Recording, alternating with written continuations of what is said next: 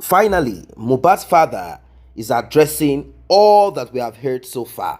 Everything that we have heard so far, he is addressing it one after the other. All that has transpired in the past, let's say 72 hours, ever since he appeared at Brekete TV and radio program, all that has transpired, such as Mohbad's mother trying to lure or seduce him into la pio pio, all of that. You'll be hearing about the benching thing, if it happened or how it happened or who caused it or who did not. You'll be hearing about Wunmi's setup. You'll be hearing about a guy called Guresi. You'll be hearing about everything that surrounds this mysterious show of shame or disgrace that they want to put on Mohbad's father so as to discourage him. You will also be listening to the part of Wunmi saying that Mohbad's father refused to sign a particular document that the court had requested that he should sign, and that particular document states that should the result come positive, Mohbad's father should agree to spend time in prison. They said that Wunmi signed that this child belongs to Mohbad, and if the result is negative, she said she's ready to spend time in prison. That Mohbad's father ran away. All of this, you'll be listening to it from the beginning till the end. Translation is exactly after Mohbad's father is done talking. You'll be hearing the translation, and we'll be going bit by bit. But before we proceed, please like and share, tap on the subscribe button, turn on the notification bell, returning subscribers, and those that have been here, I say a very big thank you to you. To those that have tapped on that thanks button, the one with the love icon and the dollar sign in the middle of it, may God Almighty replenish your pocket. If you also want to be a part of this, you want to encourage this channel to do more, you can as well tap on the same button. Let us get right into it.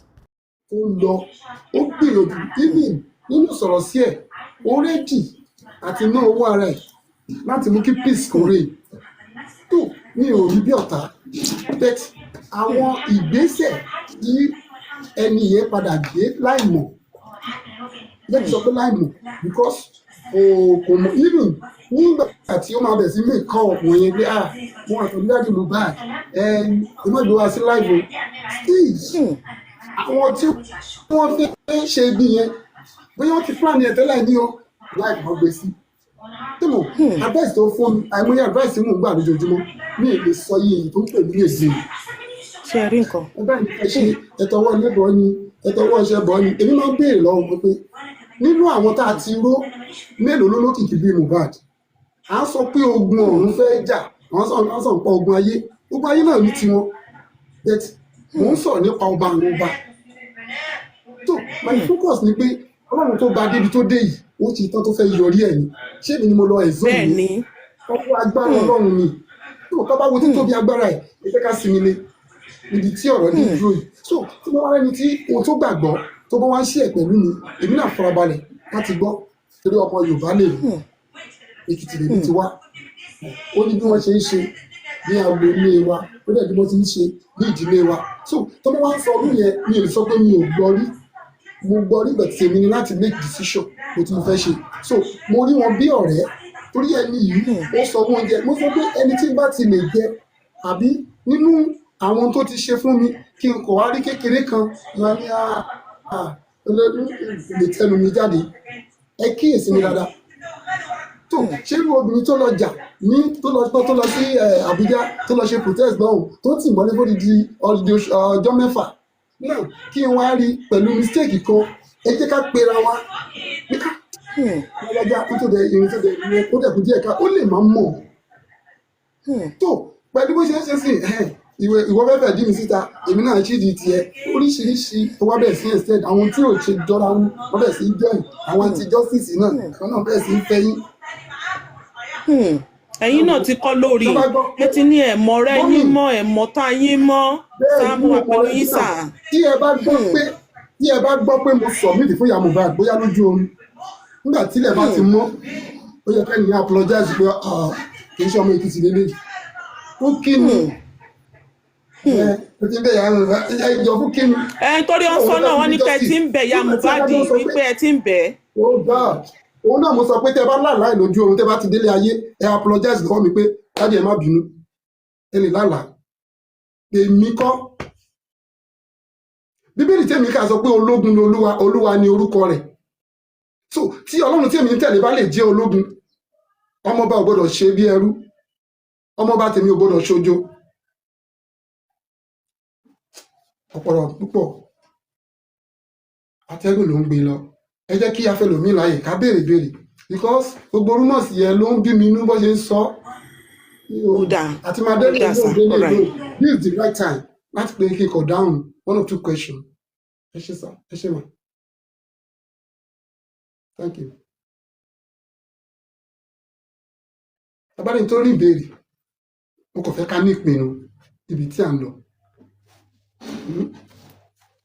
ó dàbí nǹkan ní àdúgbò wa tó bá ti wá ń lùlù yẹn fún a ó débi tí a fẹ́ dé a ó débi ìlú náà máa fi sọ o tó má ti fìlù yẹn sọ egun yẹn á máa jó a ó débi tí a fẹ́ dé ẹ̀bá tẹnu bèpè kẹ́ ẹ̀ tẹnu bàṣẹ a ó dé so egun yẹn á máa jó ijú yẹn náà fẹ́ kẹ́ ẹ dé àwa ó débi tí a fẹ́ dé torí pé ètò Ọlọ́run ni ó kọjá ọgbọ́n orí mi so gbogbo ẹ̀yin tẹ̀lé ń tẹ̀lé mi gẹ́gẹ́ bí ọ̀rọ̀ tí Mohbad sọ pé àwọn wọn ò lè pa gbogbo ẹbí wọn ẹ̀yin ẹbí náà tí mo rí rèé o kò sẹ́ni tó mọ̀ mí o gẹ́gẹ́ bí ọ̀rọ̀ mi o ẹ̀yin náà mo rí ní ẹbí ní ọ̀rẹ́ ẹni tí ò ṣe lénìí ó máa ṣe lọ́la bó tiẹ̀ jẹ́ pé dátà ló ń rà tó fi ń wò mí òun ṣe nínú ẹ̀ ni nínú advice ẹ mo rí múlò ń bẹ̀ ọgbọ́n mélòó ni mo ní ìwé mélòó mo kà so ohun tẹ́ bá sọ mo rẹ́dì láti kọ́gbọ́n bẹ̀ ẹ ṣé gan ni. ẹ káàsán dáàdì ẹ káàsán sáà dáàdì Mohbad mo kí yín ẹ kú àtẹ̀mọ́ra lágbọ́rọ̀ Ọlọ́run a máa jagun ìlàjà yìí a dẹ̀ máa délẹ̀ lérí justice for Mohbad no justice no peace for the wicked a nífẹ̀ẹ́ yín púpọ̀ àwa ni fámìlì Mohbad tí Mohbad pé lọ́jọ́ kìíní àná àwa yìí lábíàmọ ayé abíàmọ ọ̀run tí wọn kì í pọnmọ lápọ́n jábọ́ tó máa ń pọnmọ lápọ́n yìí ẹni tó bá yàn ní rí justice ẹ̀yìn wọn la máa ti rí justice lágbára Ọlọ́run torí àfẹ́rú ilé mọ́ Nàìjíríà ó ń ṣe torí Mohbad nìkan nítorí ọjọ́ iwájú tiwa náà àtàwọn ọmọ táwa náà bí síbí báyìí in case tá a bá wálé kó lè bá rọ̀ wá lọ́rùn bọ́dádì inú mi dùn pé mo ní opportunity láti bá yín sọ̀rọ̀ torí lórí platform tí mo lọ lénìí àjọ tú sí wa tẹ́ bá gbọ́ voice mi máa rí pó ha àjọ túná síra wa lójú dáadáa wọ́n ní pé Wunmi mo dẹ̀ fẹ́ kẹ́ bá ìjọ ẹ bá wa ṣàlàyé torí ó dáa ká mọ gbọ́ látẹnu yín kó má di wọ́n ní wọ́n pé èmi ò ní sísì wọ́n ní wọ́n pé o ibi tí tèmi wà nìyẹn wípé Wunmi ti sọ wípé kẹ́ sign paper pé tẹ́ bá ti sign wọ́n máa lọ ṣe DNA test pé tẹ́ bá ti sign pé wọ́n máa lọ ṣe DNA test èmi wá béèrè pé irú kí ló wà nínú pépà torí Wunmi ò gbé wa sí condition tẹ́lẹ̀ kó tó ní kí bàbá lọ béèrè court order bàbá dẹ̀ ti béèrè court order condition wo wá náà tún need kó tó dúpọ́ máa tún ṣe DNA test so mo fẹ́ kẹ́ bá mi clear ìyẹn wọ́n dẹ̀ yan ti submit ẹ̀ wípé Yẹmi Fálànà àwọn náà print copy yẹn fún òun mi ìfẹ́ dárúkọ ẹni tó ka lẹ́tà yẹn àwọn tájọ wà lórí platform yẹn lè wà ń bí báyìí pé Yẹmi Fálànà tó sáwọn ní copy yẹn mi ìfẹ́. wọ́n lè form lẹ́tà.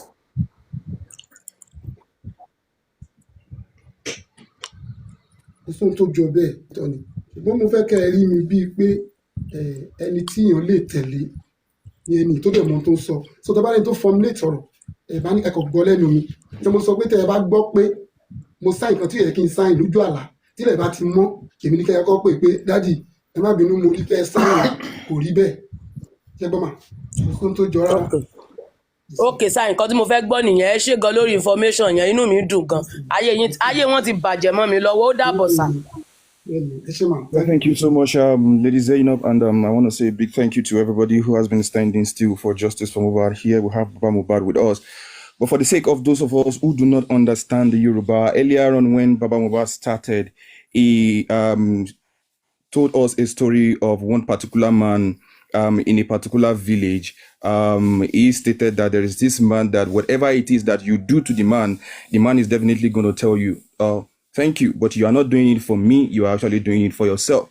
So everybody in the community, everybody in the village knows the man for that particular slang. Whatever you do to me, you are not actually doing it to me. You are doing it to yourself. So one particular day, he was invited into the palace by a king, and I mean by the king of that particular village. Then the king went ahead and did something for the man, and the man at the end of the day said, "King, thank you, but you are not doing it for me. You're actually doing it for yourself." So the man left. At another time, the king now thought about, why would this man say something like this?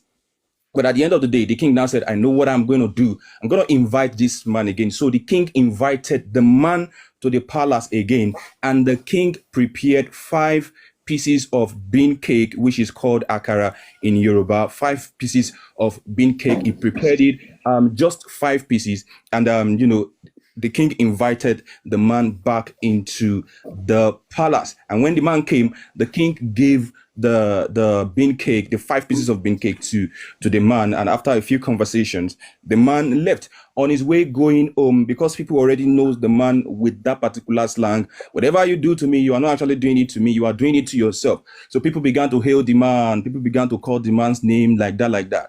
So there were these children that were coming back from the school. On their way coming back from the school, they met this man on the road, he going back to his house, they going back to their house from school. They started hailing the man. Whatever you do to me, you do to yourself. Whatever you do to me, you do to yourself. So as they were hailing the man thought like, oh, these are small kids. What do I have? Let me give them these 5 bean cake that I was gifted in the palace. And when the man gifted them, they took the bean cake and they ate the bean cake. And when they got back, not actually, the man did not even know that they are the king's children. So he gave them the pieces of the bean cake that the king gifted him in the palace. So when they got home, small kids, he gifted them. So they began to eat the bean cake. So when they got home, they began to have stomach disorders, stomach pain. And they asked them, what did you eat? What happened? They now discovered that it was the bean cake that the king had gifted the man, that the man actually gave back to the king's children ignorantly. And at the end of the day, the bean cake was already poisoned. So when the king got to know that it was the poisoned bean cake that he gifted the man, that the man gave back to his children, then he realized that it is true. Whatever it is that you do to someone, you are not actually doing it to that person. You are doing it to yourself. So he is relating it to this justice for Mohbad, that whatever it is that you do in this justice for Mohbad, you are not doing it for Baba Mohbad. You are not doing it for anybody. You are actually doing it for yourself. Whatever it is that you are doing, whatever stand you have in justice for Mohbad, it is not just to anybody, it is to you. And he went ahead and said he wants every one of us to be focused. He wants every one of us to come together as a big family. He wants every one of us to know that it is Mohbad that brought us together. And he said something specifically. He said, everything we do under this justice for Mohbad, it is no more to Mohbad alone. It is to ourselves, our children, your children that are yet unborn. If we have a good Nigeria through this justice for Mohbad, he is not the only one that is not. His children are not the only one who are going to benefit from it. Everybody would definitely benefit from it. So whatever it is, the lesson from the story he told earlier on is that whatever it is that you do under justice for Mohbad, you are going to get it, because you are not actually doing it for Baba Mohbad. You are not doing it for Barrister Laide or any other person. You are actually doing it yourself, and you will get the reward. So the reward of whatever it is that you want to get is what you should go ahead and plan. So he's appreciating everybody that this is the big family that Mohbad spoke about in that particular voice note when he said, if you off me, you cannot off the whole of my family. So once again, I want to say a big thank you to everybody. Thank you so much for your time. Thank you for everything. And this is the question and answer time. Please, let's go straight to the point because of the time. I'm sure Baba is stressed out already, but because necessity is the mother of invention, it needs to be out today to answer 1 or 2 questions. And let us go straight to important questions that are keen to us under justice for Mohbad. We know you want to pray. We know you want to wish him well. We know you want to encourage him. But in doing that, please let us make it snappy because of time. We appreciate everybody. So we'll be going to Mommy Rich Grace. Mommy Rich Grace, over to you. Thank you so much. We recognize the presence of Mr. Muyiwa and every other person in the comment session. Thank you so much. Mommy Rich Grace, over to you. Thank you, ma.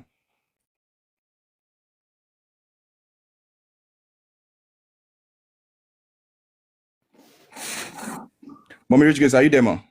Okay, while we are waiting for her, let's go to Justice. Justice for Mohbad, let's have you. Justice for Mohbad, let's have you. Thank you so much.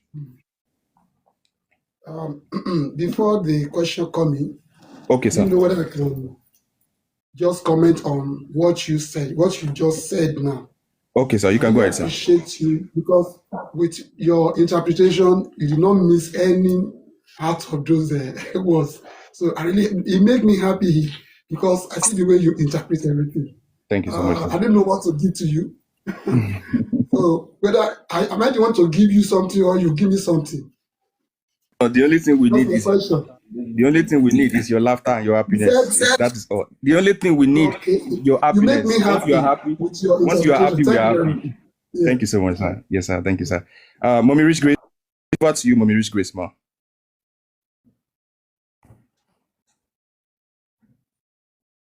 She said, you unmute your mic, or Justice for Mohbad, if you are there, let's have you. Vengeance, if you are there, let's have you. Anybody that can unmute their mic. But if you cannot unmute, please drop and let me bring you. Okay, Vengeance, let's have you. Mommy Rich Grace, please drop and let me bring you back. Justice for Mohbad, if you are there, please drop and let me bring you back. Thank you so much. Vengeance, you can go ahead. Okay, thank you very much, everybody. Then mo kí bàbá gidigidi fún iṣẹ́ takuntakun tí wọ́n ń ṣe. Mo lè gbàdúrà pé Ọlọ́run máa wà pẹ̀lú yín. Àníríwé eléyìí mọ́. Mo fẹ́ kẹ́ mọ̀ wípé gbogbo wa òun la wà lẹ́yìn yín bíi ké. Gbogbo wa la wà lẹ́yìn yín bíi ké. Nǹkan tí mo dẹ̀ máa ń sọ fáwọn èèyàn ni pé nǹkan tí o máa ṣe tí wọ́n máa sọ pé kílé tó fi ṣe lè tó ní lè defend ara ẹ̀ kẹ́ni ẹ má ṣe. Mo fẹ́ kẹ́ mọ̀ pé ẹ ní àwọn èrò tó pọ̀ lẹ́yìn yín gidi gan. As in, you are one of the most popular fathers in the world today. And then we are not just a family to man betray you. We are solidly behind you in everything. We will defend your cause. We are on this cause and we're going to see the end of everything. We will never let you down. Thank you. I keep telling people, money pay justice for Mohbad yìí, ó bá jẹ́ 10 years. Làwọn kan sọ pé atomari justice. I personally and so many other people that wà lẹ́yìn yín, we will stand firm behind you. We are not giving up. Thank you, sir. We understand there are so many games that they are playing, but God will always expose them. You have a very big heart, Baba. We have a very big heart. We love you so much. We appreciate you. Thank you. Thank you, sir. And we always be there for you. God is your strength. God is your strength. And then mo fẹ́ béèrè bàbá because gbogbo àgbà kan tó ń sọ pé àwọn CTC àti other document tí wọ́n ní láti fi ṣe autopsy àti toxicology. Mo fẹ́ béèrè pé ṣé wọ́n ti release ẹ̀ fún yín dádì? Ṣé ti ní access sí? Yes. Let's release it. Okay, thank you, Baba. God bless you. And then I also want to say something. Ṣé pé Yorùbá bọ̀ wọ́n ní pé tí Ọlọ́run bá di fi ọ̀tá ẹni hàn ni wọ́n ní kò lè pani mọ́. Mo mọ̀ pé àgbàlagbà ni yín. Mo dẹ̀ mọ̀ pé ẹ ti ṣáájú wa dáyé, ọ̀rọ̀ tí mo sọ yẹn ó ti yé yín. Ó yé mi. Ìgbà tí dádì mi wà láyé, dádì mi máa ń sọ kinní kan. Ó ní tó bá báyàn jà lónìí, tó bá di ọ̀la, tó bá ní pé mo ti parí ìjà pẹ̀lú ẹ, jẹ́ ká wá ṣeré takùn. Ó ní kò sáfẹ́yìn gidi gan. Ó ní kàn nǹkan tó mú tó fi bẹ ìjà lónìí bí ẹni máa kú, tó wá dọ̀la tó nígbà àtijọ́ parí ìjà, ó ní ewu kan nínú tó ní ìjà bákan tó fẹ́ fi kan ènìyàn ló sì sọ pé jẹ́ ká parí ìjà. Ó difficult káwọn èèyàn lè rí èèyàn mú tí wọ́n bá jìnnà sí. So ìgbà míì ẹni ìkà ó máa wá bí ẹni pé òun ti di ọ̀rẹ́ ẹ kó lè bá rẹ nìyẹn mú. Mo ọ̀pọ̀ ọ̀rọ̀ yẹn náà ti yé yín dádì nítorí àgbàlagbà ní God is your wisdom. So màá fẹ́ kẹ́ ẹ ṣọ́ra gan. Àwọn tó ń wo ibi sí yín, tó ní rò bóyá pé nǹkan burúkú ṣẹlẹ̀ sí yín, tó máa sọ pé bàbá yẹn ká parí ìjà, ẹ jọ̀ọ́, mo fẹ́ kẹ́ wà careful. Kò sí ọ̀nà tí wọ́n lè gbà o. Àwọn ni mo rí bíi àgékù ejò. Tí ejò tó bá gé ejò tó hàn pa tán, ó ṣòro ju agbọ́n lọ. Àwọn ni àgékù ejò. Tẹ bá gbọ́ ọ̀rọ̀ lẹ́nu ìyá Mohbad lẹ́nujọ́ mẹ́ta yìí, ó lóun gan lè ṣọ́ mi mú. God bless you, baba. Thank you. Ó lóun lè ṣọ́ mi mú. Ẹ̀yin náà wo èrò tó ní. Èmi ò dé èrò kankan sí. Ó lóun lè ṣọ́ mi mú. Ẹ̀yin náà wò ó. Èmi sọ fún gbogbo èèyàn pé nínú ọ̀rọ̀ justice for Mohbad, a tún máa padà ríra. Because mo mọ̀ wípé ohun tó o bá ṣe, Ọlọ́run máa reward rẹ̀. Kì í ṣe pé mo ṣe ń create ẹ̀, because tí bá ti bẹ̀rẹ̀ sí sọ̀rọ̀ nípa Mohbad, àwọn inspiration kan máa ń jáde, àwọn tí mi ò expect. A kàn máa jáde láti jẹ́ kí ẹ mọ̀ wípé eléyìí is beyond ordinary. Ẹlẹ́mi bá máa advise ọba ẹ̀ mo láti farabalẹ̀ kí n gbọ́, but èmi mo ti mọ̀ pé ibi tí mò ń lọ rèé. Wọ́n tó bá yẹ kó ṣe ń múlò, máa ń múlò. So ẹ jẹ́ ká ní focus níbi tí à ń lọ, Ọlọ́run á máa ṣọ́ wa. Ọlọ́run á máa ṣọ́ wa. Inú mi dùn pẹ̀lú ọ̀rọ̀ tẹ́ sọ yìí, ọkàn mi dẹ̀ balẹ̀. Ẹ ti lẹ́ni lẹ́yìn o, wọ́n ní ajá tó bá lẹ́ni lẹ́yìn máa pọ̀ bọ́. You understand? Gbogbo ayé ló wà lẹ́yìn yín lórí justice yìí. If there is no justice, there is no peace of mind for the weekend. Yes. That is it. Wọ́n ní ẹni tó gbégi eléra, wọ́n ní pé ó ti gbé wàhálà. Ó ti gbé tìyọnu. Ó ti gbé tìyọnu. Ìyẹn mo sọ fún gbogbo àwọn fans mi pé àwọn ẹbí mi pé tí ẹ bá lálàá lójú àlá wípé mo lọ submit fún ìyá Mohbad, tílẹ̀ bá ti mọ́ ẹ kọ́kọ́ pè mí kí n apologize pé dáàdì ẹ má bínú, because mi ò lè ṣe láíláí. Ayé orí ò ní padà kó dìrù. Ọlọ́run á bless yín dá bàbá. Thank you. Bá dẹ̀ rí àwọn ará bí tí wọ́n gbé ní dọ́kúmẹ̀ntì wá. Tó bá jẹ́ ọmọ Yorùbá ni èdè yẹn yẹ kó ti yé yín, èlò náà kórókùn wúndíá. Ó yé mi, ọmọ Yorùbá ni mí àtàtà, ọmọ Yorùbá gidi ni mí bá dádì. Tẹ bá dẹ̀ rí àwọn ará bí tí wọ́n gbé ní dọ́kúmẹ̀ntì wá, bóyá àwọn lọ́ọ̀yà wọn ni o, àbẹ́ anybody o, tí wọ́n ní kìnnìkan, bàbá ṣe gbọ́, mo mọ̀ pé Ọlọ́run ti fún yín lọ́gbọ́n náà, kẹ́ wò dáadáa. Ṣé ti rántí ọ̀rọ̀ lọ́ọ̀yà àkọ́kọ́ tó wà lẹ́ẹ̀ tó pín, tó yẹ pé ó ti tó pín ní ẹ̀ bá mi in this position, a ti pín, a ti cancel case. Ṣùgbọ́n kí wọ́n pín nǹkan korúkọ wá bàjẹ́, ọmọ yẹn gan máa ṣépè fún ibi tó wà ní. Èmi mọ̀ wípé tí òkú bá ń wẹ̀yìn, a rí bàbá ẹ̀ gan sọ pé yes, bàbá mi ṣe ohun tí mo fẹ́. Yes, sir. Thank you so much. The last speaker, which is Mr. Vengeance, thank you so much. Ladies and gentlemen, he's just trying to encourage Baba that Baba should not be scared. There are people behind him. There are people that are out here supporting him, and people already know the truth, and they are out here supporting him. And he also tried to encourage Baba that he should be watchful. And if someone comes along and says, we have settled our fight, blah, blah, blah, Baba should be very careful of such kind of people that wants to settle fight with Baba in a hurry when it comes to justice for Mohbad. And Baba said that he knows and he is watchful. There are some people that they can be called the leftover of a snake, because the leftover of a snake is as dangerous as the complete snake itself. So thank you so much. I don't know, before we go ahead, Mr. Vengeance, thank you so much. Before we go ahead, Mr. Muyiwa, I don't know if you want to say one or two things before we call on Mrs. Yetunde. Mr. Muyiwa, are you there, sir?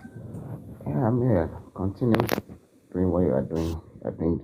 Okay, sir. Yes, sir. Thank you so much, Mr. Muyiwa, for that one. Let's have Mrs. Yetunde.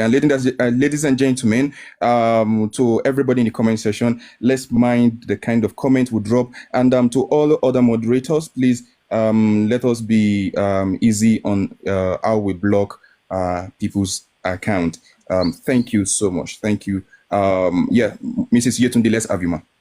Okay. Baba, yokun ṣáàlà ní iṣẹ́ o.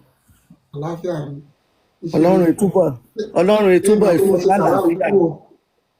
Èmi lè o ní àgbọ̀ mo wí nígbọ̀n kì í wí àmì àwọn ọmọ ṣe sàrà òkú o àmì mọ̀ ibi ṣàmì ẹni sádùúrà àmúkùn rìn òkè mọ̀ ṣàmì sádùúrà rìn ọlọ́run ẹ túbọ̀ fún yín lọ́kàn balẹ̀ ìyẹn ní kọ̀ọ̀kan balẹ̀ bí mo ṣe hó yín lọ́ọ̀rọ̀ torí ọ̀rọ̀ láì àlìbí kìmí hà kìmí rí kì í mí kanlẹ̀ ṣe lè mi ìsunkún kan mi jábọ́ lójú mi gun òkè mi wí sí i wí kí n jàre mọ̀ bẹ́ẹ̀ lórúkọ ọlọ́run elédùmarè ìjàre ìmọ́kànrin balẹ̀ èsùrù kè ṣe yín ohun kété kọjá wí kọ́yẹ́kẹ́ ṣẹlẹ̀ sí i ọmọrin ti kó kété rẹ̀ lọ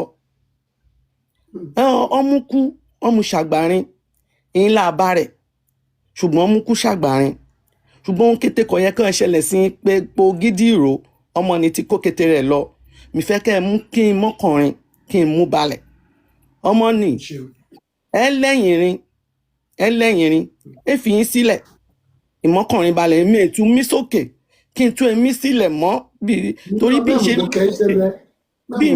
mí sílẹ̀ kékeré ní mi rí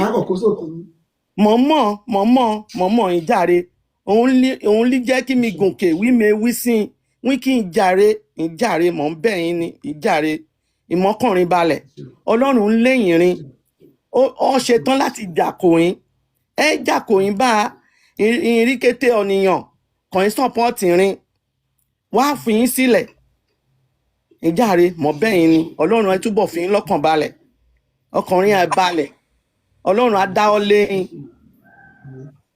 tí n ti gbọ́ mi bá ìkejì kìmí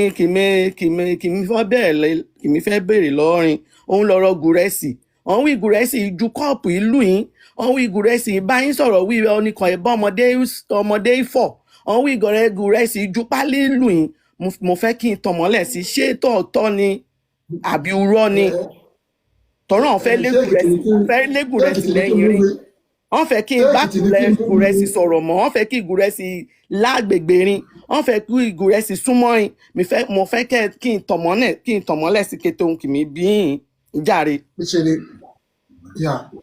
òun náà mi béèrè lọ́rin mi ṣe èkìtì ní kí n mú ṣu ni àbí kí n sọ yorùbá kìí ráyá gbọ́. sọ yorùbá kìí ráyá gbọ́ nítorí pé mi mọ̀ọ́mọ̀wé èkìtì ní.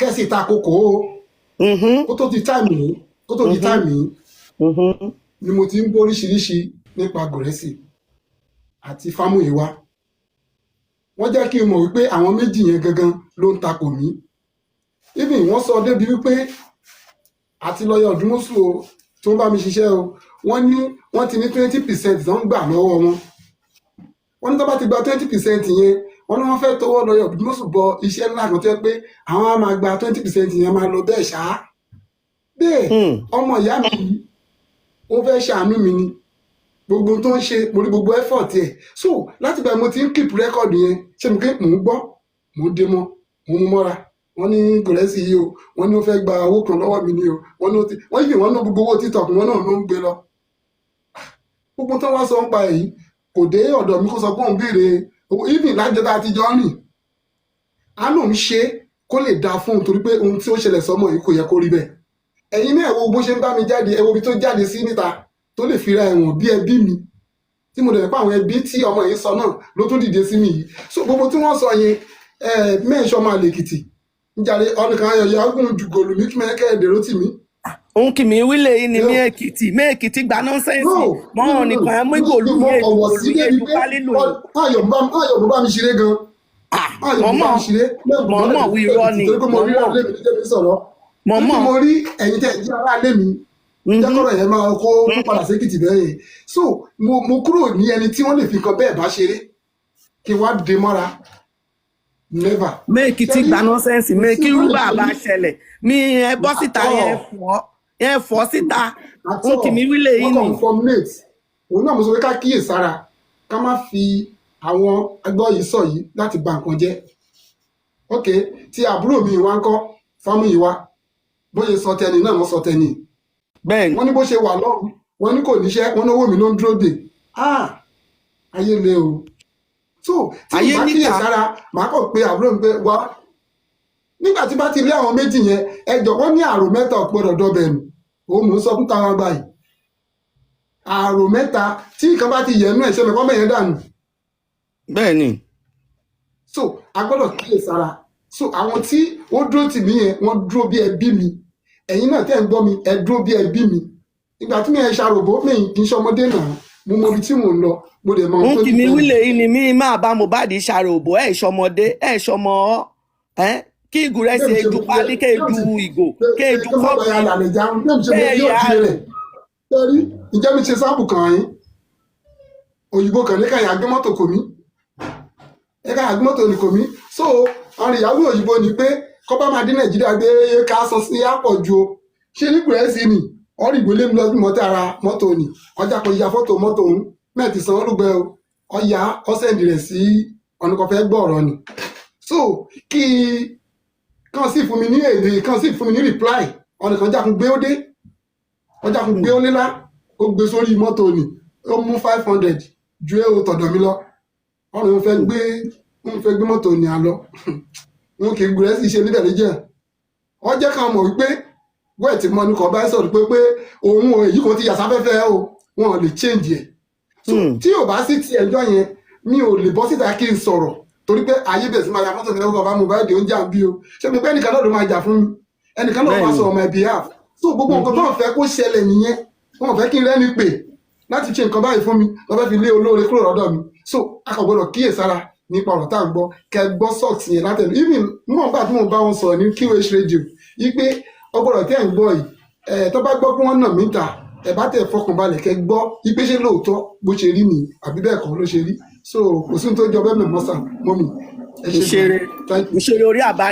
Translation justice for my translation, but I was hearing days ago, over a week now, about one rumor that Mr. Gurexi, she asked that she heard the rumor that Mr. Gurexi threw cup at Baba and was talking to Baba like a baby, and Baba said, "I am an Ekiti man, I am not a dummy, and nobody will even use that to play with me. I wouldn't even take that as a joke, that Mr. Gurexi did not do anything like that." And he said that's the reason why that people are trying to remove Mr. Gurexi and Mr. Muiwa